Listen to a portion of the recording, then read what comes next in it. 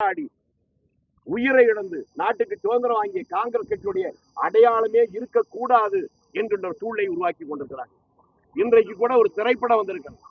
நான் திரைப்படத்தை சொல்வதற்கு காரணம், அந்த திரைப்படத்தை தயாரிப்பது தமிழகத்தினுடைய ஆளுங்கட்சி, அந்த குடும்பம். அந்த படத்திலே இருக்கிற வசனத்தை பற்றி சொன்னார்கள். காங்கிரஸ் தான் இந்தியை திணித்ததாம், இவர்கள் தான் எதிர்க்கிறார்களாம்.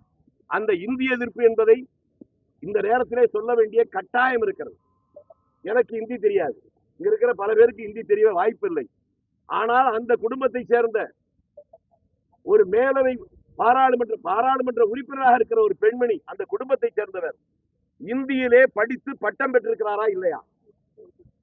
அந்த குடும்பத்தில் இருக்கிற ஒரு இளைஞர் மத்தியில் அமைச்சராக இருந்த போது அன்றைய முதலமைச்சரிடம் கேட்ட நேரத்தில், எப்படி இந்த இளைய வயதிலேயே அவன் சிறப்பாக பணியாற்றான் கேட்ட போது, அவனுக்கு ஆங்கிலத்தை விட இந்தி மிக நன்றாக தெரியும், ஆகவே அவனுக்கு அங்கே மரியாதை இருக்கிறது சொன்னாரா இல்லையா?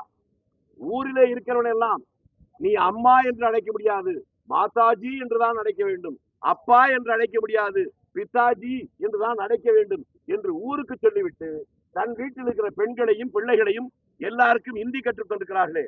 நான் அவர்களை பகிரங்கமாக கேட்கிறேன், ஓட்டெடுப்பு நடக்கிற போது சரிசமமாக வாக்கு வருகிறது, இந்திதான் ஆட்சி மொழி என்று அந்த விவாதத்திற்கு அந்த நேரத்தில் சேர்பர்சனாக இருந்த சஞ்சீவ ரெட்டி தன்னுடைய வாக்கை இந்தி மொழிக்கு எதிராக போட்டதால் தான் அரசியல் சட்டத்திலேயே இந்திய ஆட்சி மொழியாக தடுக்கப்பட்டது.